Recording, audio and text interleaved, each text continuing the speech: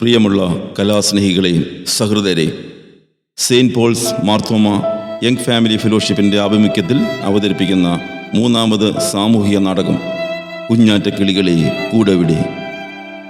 അഭിനയിക്കുന്നവർ രാജു തുണ്ടിപ്പറമ്പിൽ, അനിയൻ ഇടയാടിയിൽ, കൊച്ചുമോൾ ഇടയാടിയിൽ, ബിനു കുന്നുംപുറത്ത്, അനീഷ പുത്തൻവീട്ടിൽ, ബിനോയ് പാട്ടപ്പറമ്പിൽ, ജോസ് കൊട്ടാരം, ആൻഡ്രൂ ഇടയാടിയിൽ.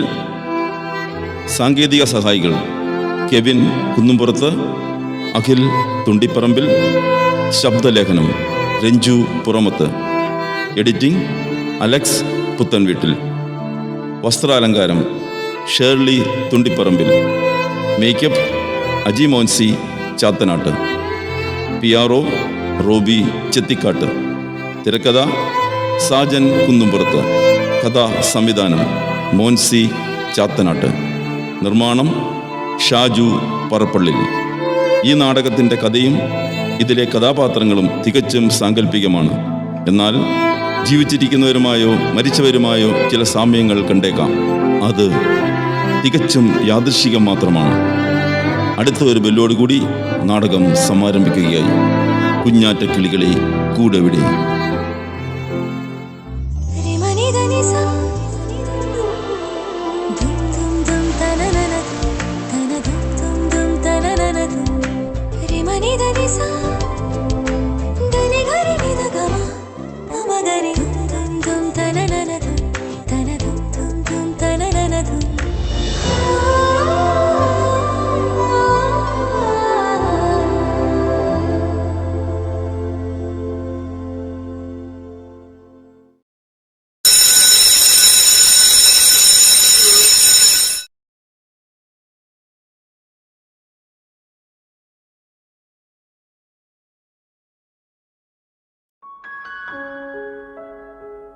മക്കൾക്കു വേണ്ടി ഞാൻ കാശു നേടി, അവരത് കൊണ്ടു ഇംഗ്ലീഷു നേടി. ഇന്നവർ എൻ്റെ നേർപ്പൊക്കുന്ന കാലിന് സ്വപ്നത്തിൽ പോലും എനിക്കു പേടി. ഊണുമുറക്കമില്ലാതെ ഞാൻ നേടിയതൊക്കെ അവർക്ക് വിധിച്ചു നൽകി. മക്കൾക്ക് ഞാൻ ഭാരമാവാതിരിക്കുവാൻ വീടൊന്നു മാത്രം ഞാൻ ബാക്കിയാക്കി. ഈയിടെ ഇവിടെയും യോഗം നടക്കുന്നു, ചർച്ചകൾ പലതും നടന്നിടുന്നു. ചർച്ചയിൽ നല്ല പരസ്യം പറയുന്നു മക്കൾ മരുമക്കൾ വാശിയോടെ.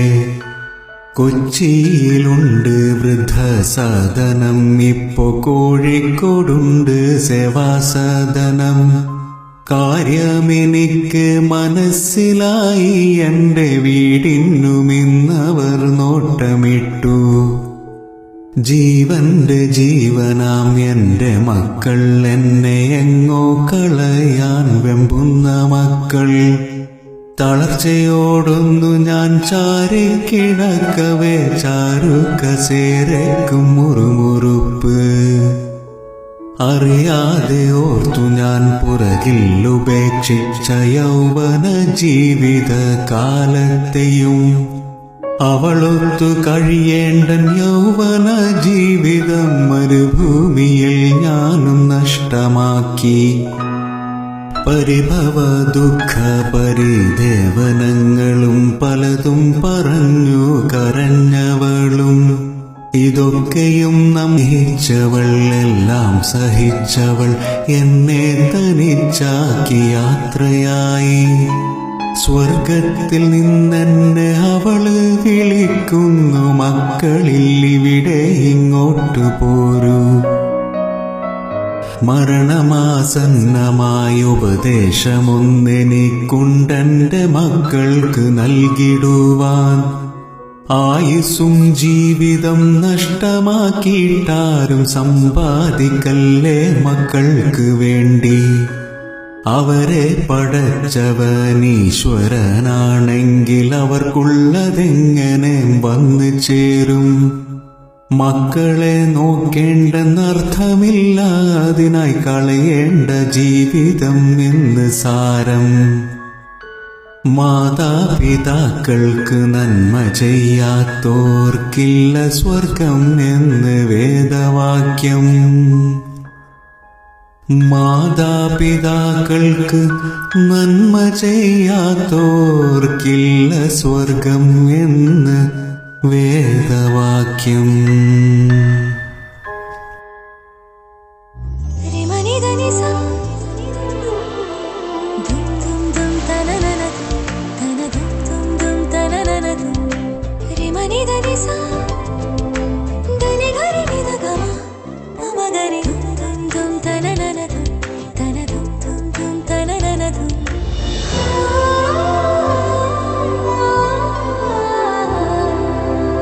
നമ്മുടെ മക്കൾക്കു വേണ്ടിയാണ് ആശ്വസിപ്പിച്ചു പറഞ്ഞു ഞാനും. എന്നെ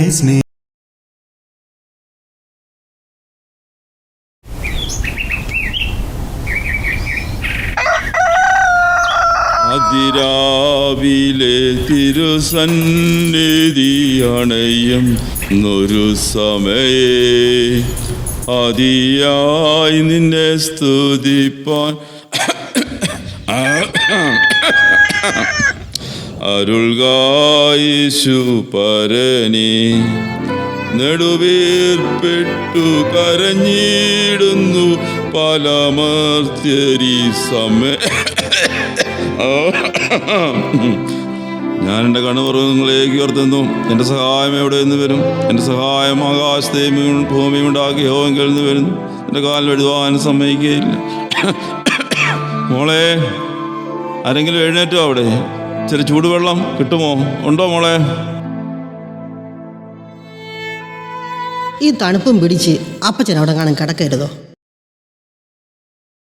ഡേ കാപ്പി ദാ കൊണ്ടുവരുവാ.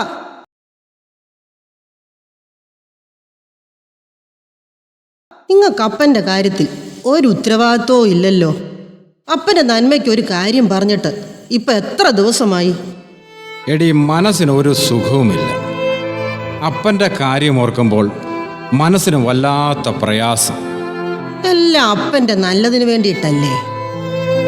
എന്നാലും അപ്പനെ ഒരു വൃദ്ധസദനത്തിൽ വിടുക എന്ന് പറഞ്ഞാൽ. വൃദ്ധസദനമോ? സ്നേഹഭവനെന്ന് പറയാച്ചായ? മനുഷ്യരെന്തോ പറയും. ഓ, നിങ്ങൾ മനുഷ്യർ പറയുന്ന ഒന്നും കാര്യമാക്കണ്ട. നമ്മൾ അപ്പൻ്റെ സൗകര്യം കൂടെ നോക്കണം. അവിടെ അപ്പൻ്റെ പ്രായത്തിലുള്ളവരൊക്കെ ഇല്ലേ? അപ്പൻ അവരുമായിട്ട് വേഗം അടുക്കുകയും അവിടെ പാട്ടും പ്രാർത്ഥനയും തമാശയും ഒക്കെ ആകുമ്പോൾ അപ്പന് ബോറടിക്കുകയില്ല. അതൊക്കെ ശരിയാ. എന്നാലും അപ്പനോട് ഞാൻ ഇതേപ്പറ്റി സൂചിപ്പിച്ചിട്ട് എന്നാൽ അപ്പനൊന്നും പറയുന്നതുമില്ല. ഓ, അതൊന്നും സാരമില്ല. ദേ എൻ്റെ കൂട്ടുകാരി പറഞ്ഞ സ്നേഹഭവൻ്റെ ഫോൺ നമ്പർ ഒന്ന് വിളിച്ചന്വേഷിക്കേ. ഇവിടെ നമ്മൾ രണ്ടുപേരും ജോലിക്ക് പോകും, മോൻ പഠിക്കാനും. പിന്നെ എത്ര നേരം അപ്പൻ ചുമ്മാ ഇരിക്കുന്നത്? തനി ആഹാരം എടുത്ത് കഴിക്കണം. ഒന്ന് കാല് തെറ്റി വീണാൽ പോലും ആരും അറിയേയില്ല. എൻ്റെ കർത്താവേ, എനിക്ക് അതൊക്കെ ഓർക്കുമ്പം പേടിയാ. നമ്മൾ പ്രാക്ടിക്കലായിട്ട് ചിന്തിക്കണം. നിങ്ങൾ വിളിക്കേ, ഞാൻ അടുക്കളയിലോട്ട് ചെല്ലട്ടെ.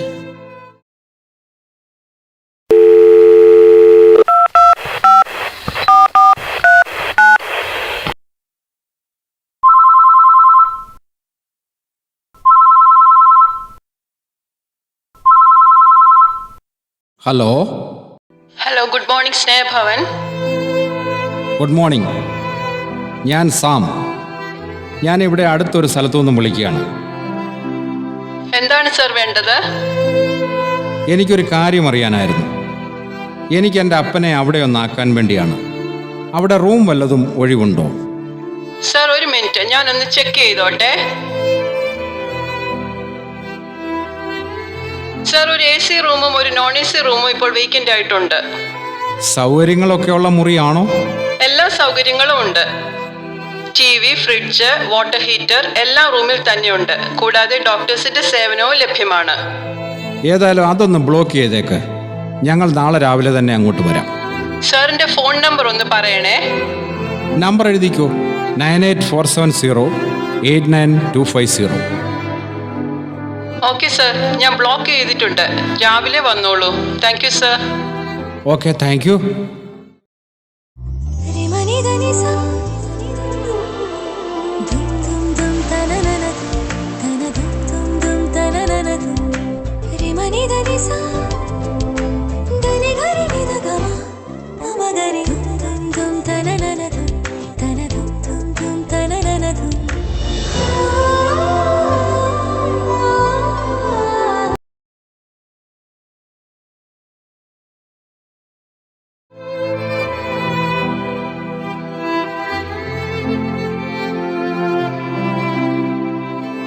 ഗുഡ് മോർണിംഗ് സർ, ഇരിക്കൂ. Good morning madam. ഞാനാണ് ഇന്നലെ വിളിച്ച സാം. ഓ, ഇതാണല്ലേ സാറിന്റെ ഫാദർ? അതെ. എന്തൊക്കെ ഫോർമാലിറ്റീസ് ആണുള്ളത്? സർ, ഈ ഫോം ഒന്ന് ഫില്ല് ചെയ്യണം.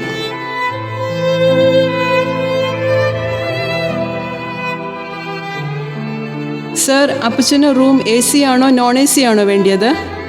AC തന്നെ വേണം. വേണ്ട മോനെ, AC ഒന്നും വേണ്ട. അതിനൊക്കെ ചെലവ് കൂടുമെന്ന്. വേണ്ടപ്പാ, ചൂടപ്പന് സഹിക്കാൻ പറ്റത്തില്ല. AC തന്നെ വേണം. അപ്പച്ചന് ഫുഡ് വെജിറ്റേറിയൻ ആണോ നോൺ വെജിറ്റേറിയൻ ആണോ വേണ്ടിയത്? വെജിറ്റേറിയൻ മതി മോളെ. കഞ്ഞിയും പയറും ഒക്കെ കിട്ടുമല്ലോ, അതാണ് എനിക്കിഷ്ടം. അതപ്പൻ്റെ ഇഷ്ടം പോലെ ആയിട്ട്. അപ്പച്ചൻ്റെ വിസിറ്റേഴ്സ് ആരൊക്കെ ആയിരിക്കും? ഞാനും വൈഫും മോനും മാത്രം. സർ, ഇവിടെ ഒന്ന് സൈൻ ചെയ്തേക്കണേ.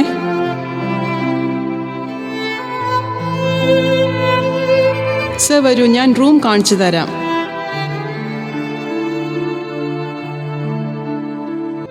അപ്പനിരിക്കെ.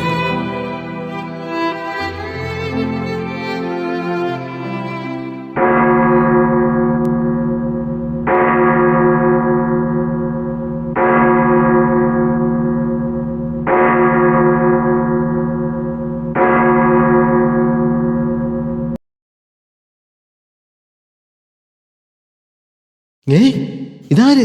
മത്തായി സാറോ? എന്താ ഇവിടെ? ഈശോ മിശിഹായ്ക്ക് സ്തുതിയായിരിക്കട്ടെ. ഇപ്പോഴും എപ്പോഴും സ്തുതിയായിരിക്കട്ടെ. മോൻ്റെ കൂടെ വന്നതാ അച്ഛാ. ഇനിയുള്ള കാലം ഇവിടെ കൂടാമെന്ന് കരുതി, നിങ്ങളുടെയൊക്കെ കൂടെ. എന്താ മത്തായി സാറേ ഇങ്ങനെയൊക്കെ പറയുന്നത്? എന്തു പറ്റി? ഒന്നുമില്ല അച്ഛാ. ഒരു കണക്കിന് നോക്കിയാൽ മോനും അവൻ്റെ ഭാര്യയും ഒക്കെ പറയുന്നത് ശരിയാണെന്ന് തോന്നി. അവനും ഭാര്യയ്ക്കും ജോലിക്ക് പോകണം, മോൻ പഠിക്കാൻ പോകും. പിന്നെ ഞാൻ തന്നെ. ഇവിടെ ആണെങ്കിലും മിണ്ടാനും പറയാനും ഒക്കെ എപ്പോഴും ആളുകളുണ്ടല്ലോ. പോരാത്തതിന് അച്ഛനും ഉണ്ടല്ലോ. ആഹാ, അപ്പൻ അച്ഛനെ അറിയാമോ? അറിയാം, നല്ലതുപോലെ അറിയാം.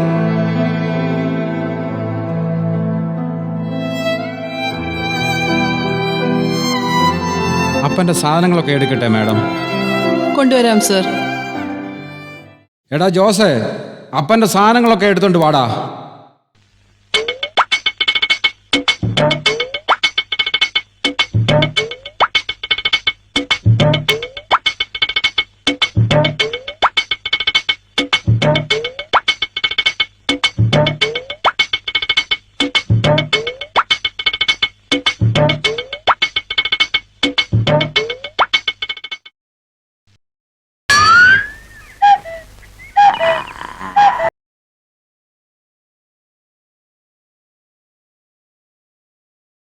നീ എന്താടാ ഇവിടെ നിന്ന് കറങ്ങുന്നത്? വണ്ടിയുടെ അടുത്തേക്ക് പൊക്കോ, ഞാൻ വന്നോളാം. ഓ, ജിയാന്റെ പെട്ടിയും പാണ്ടൊക്കെ ഞാൻ തന്നെ എടുക്കേണ്ടി വരും. എന്നിട്ടാ നീ എന്താ പാടാ പിറുപിറുക്കുന്നത്? ഓ, ഒന്നുമില്ലേ, പട്ടി കടിക്കും എന്ന് പറഞ്ഞതാണേ.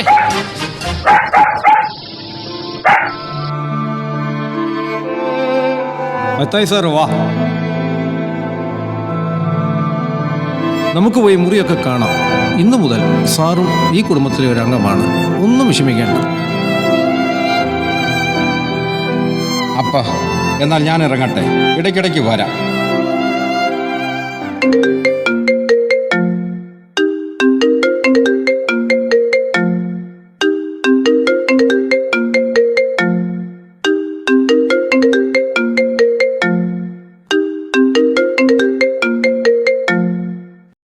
ഹലോ ഹലോ അച്ചായ, എല്ലാം ശരിയായോ?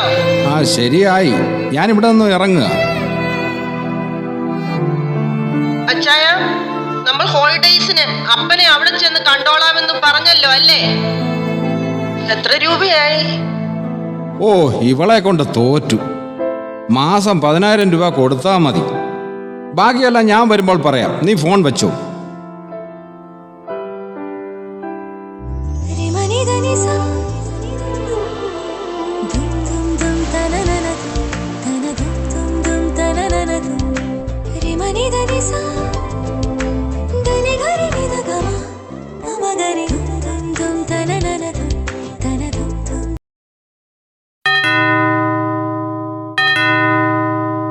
ആരോ വന്നിട്ടുണ്ട്. Good morning sir. എന്താ മാഡം, എന്തു പറ്റി? അപ്പൻ എന്തെങ്കിലും? അയ്യോ ഇല്ല, ഒന്നുമില്ല. അപ്പൻ അവിടെ സന്തോഷമായിരിക്കുന്നു, ഒരു കുഴപ്പവുമില്ല. ഞാൻ ഇപ്പോൾ വന്നത് സാറിനോട് ഒരു കാര്യം സംസാരിക്കാൻ വേണ്ടിയാണ്. ഇന്നലെ ഇതിനെക്കുറിച്ച് പറയാൻ വേണ്ടി സാറിനെ കോണ്ടാക്ട് ചെയ്യാൻ നോക്കിയിട്ട് കിട്ടിയില്ല. എന്താണ്?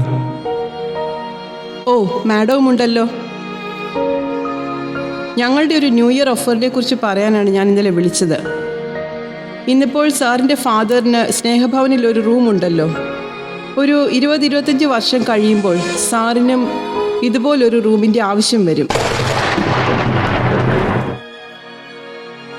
ഈ റൂം തന്നെ ഉപയോഗിക്കാൻ പറ്റുന്ന തരത്തിലുള്ള സ്കീമാണ് ഞാൻ പറയുന്നത്. പറയൂ മാഡം. ഇപ്പോൾ ഒരു 1,00,000 രൂപ അഡ്വാൻസ് ചെയ്യുകയാണെങ്കിൽ മറ്റു ചിലവുകൾ ഒന്നും കൂടാതെ അന്ന് സാറിന് ഈ റൂം ലഭിക്കും. 25 വർഷം കഴിഞ്ഞ് റൂം വേണ്ടി വന്നാൽ ഇതിലും എത്രയോ കൂടുതൽ രൂപ അന്ന് ചെലവാക്കേണ്ടി വരും. മാത്രമല്ല, സാറിൻ്റെ ഈ മകൻ അന്ന് ബുദ്ധിമുട്ടേണ്ടി വരികയുമില്ല. പക്ഷേ ഈ ഓഫർ ഇന്നോട്ട് തീരുകയാണ്. അതാണ് ഞാൻ തന്നെ നേരിട്ട് വന്നത്. Papa, I think it's a very good offer. ഇപ്പോൾ തന്നെ ഒരു ഡബിൾ റൂം ബുക്ക് ചെയ്യണം പപ്പ. നീ എന്താണ് ഈ പറയുന്നത്? പപ്പ, എൻ്റെ സ്റ്റഡീസ് കഴിഞ്ഞാൽ ഞാൻ ഈ നാട്ടിലൊന്നും നിൽക്കില്ല. ഞാൻ സ്റ്റേറ്റ്സിലേക്ക് പോവും. തിരികെ വരാനും ഞാനില്ല. അപ്പോൾ പിന്നെ പപ്പയ്ക്കും മമ്മയ്ക്കും ഈ റൂം ആവശ്യമായി വരും. ഇപ്പോൾ ബുക്ക് ചെയ്താൽ കുറച്ച് കാശ് കൊടുത്താൽ മതിയല്ലോ.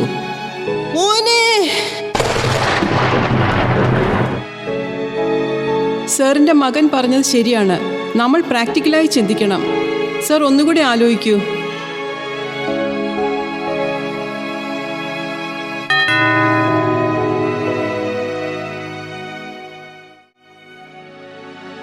ഈശോ മിശിഹായ്ക്ക് സ്തുതിയായിരിക്കട്ടെ അച്ചോ. എപ്പോഴും സ്തുതിയായിരിക്കട്ടെ. ഇരിക്കച്ചാ. അച്ഛാ, ഞാൻ ഇറങ്ങുക. നമ്മളുടെ ഓഫറിനെ കുറിച്ച് ഞാൻ സാറിനോട് പറഞ്ഞിട്ടുണ്ട്.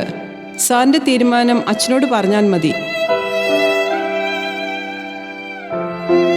എന്താ അച്ഛാ, എന്തെങ്കിലും കുഴപ്പം? ഒന്നുമില്ല. ഇന്നലെ ഞാൻ നിന്നോടൊരു കാര്യം പറയണമെന്ന് കരുതിയതാണ്. പക്ഷേ നിന്റെ അപ്പൻ എന്നെ അതിന് അനുവദിച്ചില്ല. നിന്നോട് പറയരുതെന്ന് എന്നോട് പ്രത്യേകം പറയുകയും ചെയ്തു. പക്ഷേ എനിക്കതിന് കഴിയുന്നില്ല. നീ ആ കാര്യം അറിയണം. അതിനാണ് ഞാൻ വന്നത്. എന്താണ് അച്ഛാ അത്? അച്ഛന് പറ. അതൊരു കുറച്ച് പഴയ കഥയാണ്. ഏകദേശം 10-48 വർഷങ്ങൾക്ക് മുമ്പ് ഒരു മനുഷ്യൻ എൻ്റെ ചുമതലയിലുള്ള അനാഥ മന്ദിരത്തിൽ നിന്നും ഒരു കുഞ്ഞിനെ ദത്തെടുത്തു. അതിനെ വളർത്തി പഠിപ്പിച്ചു, വലുതാക്കി, ഒരു മികച്ച എഞ്ചിനീയറാക്കി. അവനൊരു കുടുംബവും ഉണ്ടാക്കി കൊടുത്തു. പക്ഷേ ആ കുഞ്ഞ് ഇന്ന് ആ അപ്പനെ ഒരു വൃദ്ധസദനത്തിൽ കൊണ്ടാക്കി. അച്ഛാ, അച്ഛൻ ഈ കഥ എന്നോട് എന്തിനാണ് പറയുന്നത്? മോനെ, അന്നത്തെ ആ ചോരക്കുഞ്ഞ് അത് നീയാണ്. ആ പിതാവ് നിന്റെ അപ്പൻ മത്തായി സാറും. അച്ഛാ, ഇതെന്തൊക്കെയാണ് അച്ഛൻ പറയുന്നത്? ഇത് സത്യമാണോ? അതേ മോനെ, ഇതാണ് സത്യം. ദൈവമേ, ഞാൻ എന്താണ് ഈ ചെയ്തത്? ഞാൻ നിന്നോടും എൻ്റെ അപ്പനോടും പാപം ചെയ്തു. അച്ഛാ, ദൈവം പോലും എന്നോട് ക്ഷമിക്കില്ല. അത്രയ്ക്ക് വലിയ അപരാധമാണ് ഞാൻ ചെയ്തത്. അച്ഛാ, എനിക്ക് എൻ്റെ അപ്പനെ തിരികെ വേണം. ഞാൻ ഇപ്പോൾ തന്നെ പോവുകയാണ്.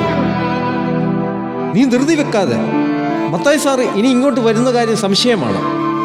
എന്തായാലും ഞാനൊന്ന് സംസാരിച്ച് നോക്കട്ടെ. എന്റെ ദൈവമേ, എന്റെ അപ്പൻ, എന്റെ ദൈവമേ.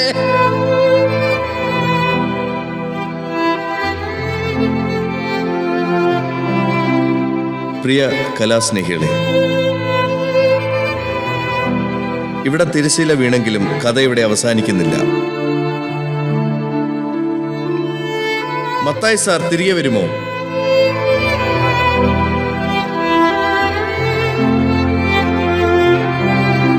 മരുമകളുടെ നിലപാട് എന്തായിരിക്കും?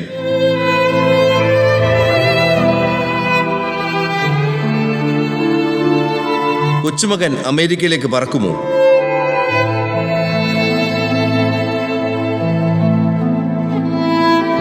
ഉത്തരങ്ങൾക്കായി അടുത്ത കലാസന്ധ്യ വരെ കാത്തിരിക്കാം.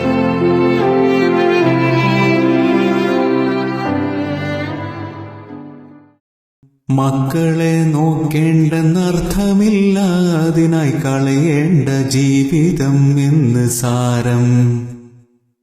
മാതാപിതാക്കൾക്ക് നന്മ ചെയ്യാത്തോർക്കില്ല സ്വർഗം എന്ന് വേദവാക്യം. മാതാപിതാക്കൾക്ക് നന്മ ചെയ്യാത്തോർക്കില്ല സ്വർഗം എന്ന് വേദവാക്യം.